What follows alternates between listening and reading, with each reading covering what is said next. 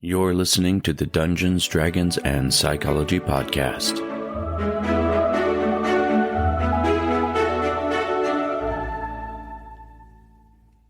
How many times have you heard the adage that you should walk a mile in somebody else's shoes? This idea has been around for a very long time. In fact, the first written reference might be from an 1895 poem by Mary T. Lathrop called Judge Softly. And in this poem, she says a line, "Walk a mile in his moccasins," which is a challenge to the reader to see and understand things from the perspective of others. Despite the perceived value of this concept, there's many today who advocate against any sort of acting or role-playing in which the actor or role player is portraying a character that is in a minority group of which the player does not belong. So the question for you, my cyclothids, is this: should we as role players play characters who are not representative of ourselves in real life? I'm Robert Walker, author of Session Zero, the DMG to writing great campaigns in any system, and this is my show, where I teach collaborative storytellers how to create memorable campaigns using psychology. And today we're talking about the idea of playing characters who do not represent us in real life. Let me give you an example. In real life, I'm a middle-aged, white, heterosexual male.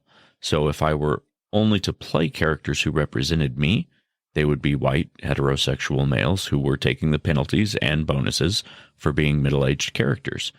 However, in the last campaign I was a player in, I chose to play a young, bisexual, elven male.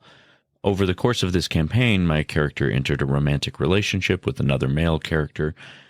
Now, this experience does not represent me as an individual, but I do want to illustrate a story from that campaign that reminded me of the importance of choosing to play those types of characters nonetheless. As it often happens between dungeon crawls, our characters would find themselves back in town with all of the loot that they had acquired from the villains they had just defeated, and so we would go to the shop where the magic dealer works and sell these wares, get our coins and barter for whatever it was we needed to improve our characters' abilities or make them better at what they do. It's a tale as old as time, so to speak. But I started to notice a pattern as we kept going to the local magic shop, and that pattern was every time my character was looking for a magical item or trying to find something to improve himself, for the party's benefit or for his own benefit, this shopkeeper never had what I was looking for. Now, the other members of the party had no difficulties sourcing or acquiring the objects that they needed for their characters, but my character in particular kept being unlucky, is the way that I saw it. To the credit of the dungeon master, he was making a good show of it, rolling the dice every time I asked if an item was in stock, and, of course, giving me the answer, "Oh, sorry, that isn't available."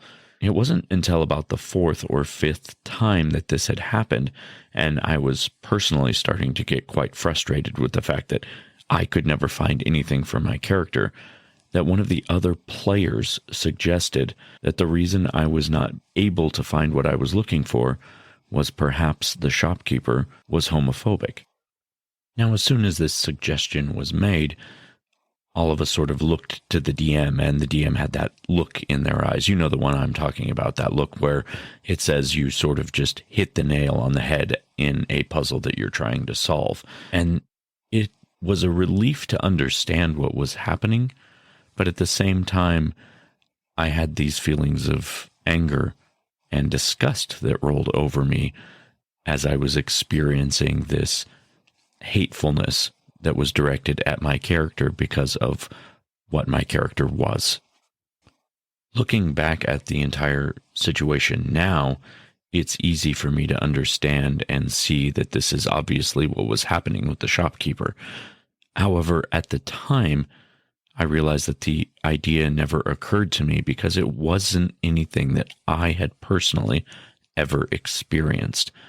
I had never been the target of that sort of hatefulness.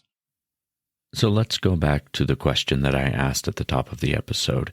Should we as role players play characters who are not representative of ourselves in real life, despite the fact that there is advocacy against that sort of acting or role-playing?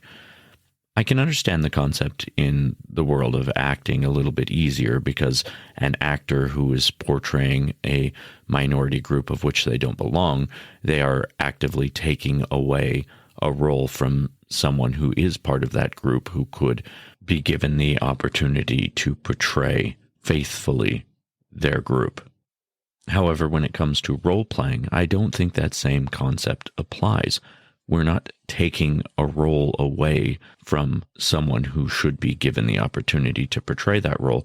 We are portraying a fictional character in a world that gives us the opportunity to explore different aspects of ourselves. If we look to psychology to answer this question, it stems from a concept known as implicit bias, which is an unconscious association or belief. It could be an attitude towards any social group. And due to implicit biases, people often attribute certain qualities or characteristics. It is the foundation of stereotypes. It's an unconscious foundation of stereotypes, but it is a foundation of them nonetheless. And then, of course, we all know that stereotypes give way to racism and sexism and all sorts of other hateful things. So a big part of modern psychology has been understanding implicit biases and figuring out ways to modify those unconscious thoughts. There are a number of ways that research in the field of psychology has shown that people can reduce implicit bias. And I would like to share a couple of them with you because I believe that they are perfectly suited to being practiced in role play that can help us better understand both our own implicit biases and understand that people are individuals rather than focusing on stereotypes or biases. So the first way that role playing, I believe, could be used to help reduce implicit bias would be to increase your exposure to other types of groups. Now, you don't necessarily have to have that exposure in person, face to face. It can be in a make-believe setting. This is why role play is so often used in therapy. It is because even the practice of going through those things, experiencing those moments in a safe and controlled fictional environment can still give us a framework for how to act and how to react in a real life setting. So spending more time or incorporating more characters with different racial and sexual and cultural backgrounds, you are increasing your exposure to these things. And the second way that psychology advocates reducing implicit bias is by adjusting your perspective, seeing things from another person's point of view, walking a mile in their shoes, as it were, figuring out how you would respond if you were in the same position, which is effectively just role-playing. This is why I think it is such an important part of role-playing games, is that one of the best ways that we know through psychology to reduce implicit bias and, by extension, stereotypes, and by extension, racism and sexism and all sorts of hateful isms, is to role play what it's like to be that other person, to see the world from their point of view, to understand what they're experiencing. I had that moment when I realized that my character was being stereotyped and was being treated differently because of who he was as an individual. Now, I could have chosen to play a heterosexual white elf and not have experienced that moment, but then I would have been stuck with the same sort of mental framework that I had always existed with.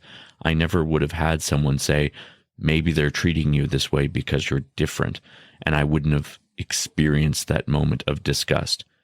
Now, is that piece that I experienced in a story as visceral and as difficult as somebody who has to experience that day to day?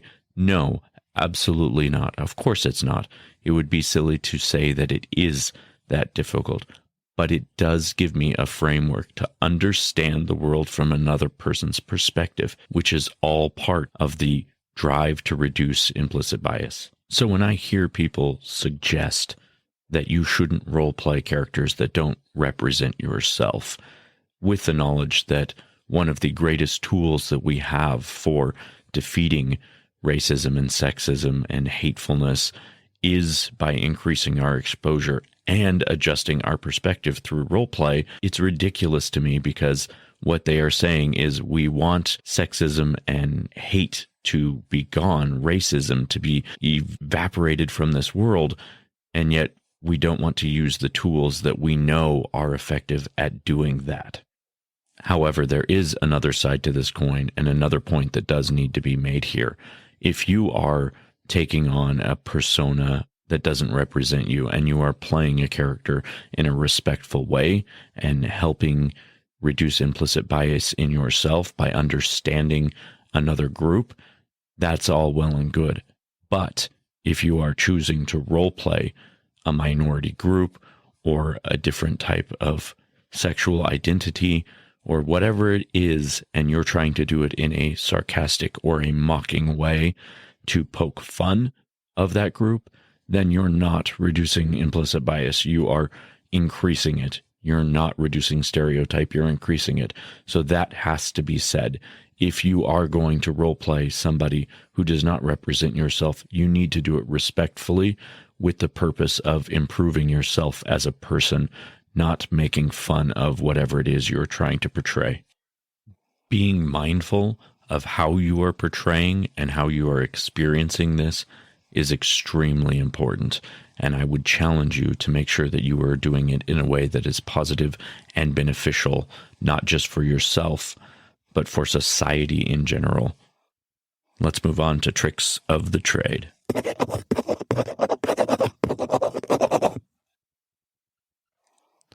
In today's tricks of the trade, I want to give you some ideas for characters you could play that would help you understand the perspective of others and reduce your own implicit bias. So the first idea would be to play a character that represents a different sexual identity than yourself. Now, again, like I just stated, you need to do this in a respectful way, and you want to try and understand that regardless of your sexual identity, love is love, and that each of us are seeking that in a way that identifies with ourselves, and we must continue to be mindful about the way that we portray that. My second idea would be to portray a character that represents a different political ideology than one that you hold. I think this is especially important today in the society that we find ourselves in, where there is so much disagreement and so much hate strewn across the political spectrum. If you can give yourself the opportunity to stand in someone else's shoes and try to see why it is they believe what they believe, I promise you that when you meet those people in real life, you will at least have a better understanding of what it is that they hold important, because people don't want to be on one side of the political argument to just be hateful of the other people. It represents something about themselves that they find is representative in that type of politics. And my final character idea that I would suggest perhaps you give a chance at playing would be someone who represents a different gender identity than you are. And for the same reasons as sexual identity or politics, understanding that gender is fluid and being able to accept that as part of yourself, that your gender is also fluid, just like everyone else's gender can be fluid. That is a very powerful way to eliminate those types of biases. And if you can be a character for a short period of time that has those sort of differences from yourself that you can embrace and take on, once again, you will be better able to understand from their perspective what the world is like and be able to be more respectful in your daily real life. So that is all for today, my cyclothids. I want to thank you for listening to this session and remind you to always please check out my book, Session Zero, the DMG to Writing Great Campaigns in Any System. It's available on Amazon, and you can find a link in the show notes. But I do want to ask you, if you have an iPhone or a Mac computer, please do me a huge favor and leave me a rating and a review on Apple Podcasts. It would be very beneficial. Those ratings go a long way to promoting the show, getting the word out, and helping my rankings And that is a platform on which I'm currently struggling to find people to get reviews and ratings from. So if you could take a moment and do that for me, I would greatly appreciate it. And until next time, we'll see you next session.